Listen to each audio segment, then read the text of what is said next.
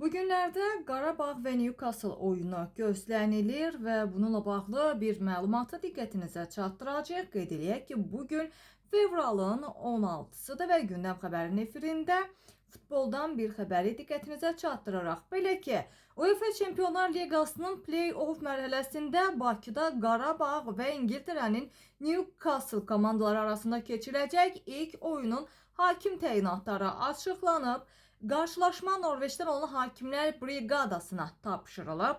Baş hakim Espen Eskosa, Jan Erik Engan və İshak Elias Başevnik kömək eləyəcəklər. Dördüncü hakim funksiyasını isə Sigurd Kringsat yerinə yetirmiş olacaq.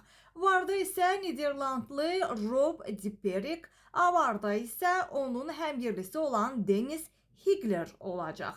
Qeyd eləyək ki, fevralın 18-də Tofiq Bəhramov adına Respublika stadionunda keçiriləcək Qarabağ və Newcastle oyunu və sözü gedən oyun isə 21:45-də başlayacaq.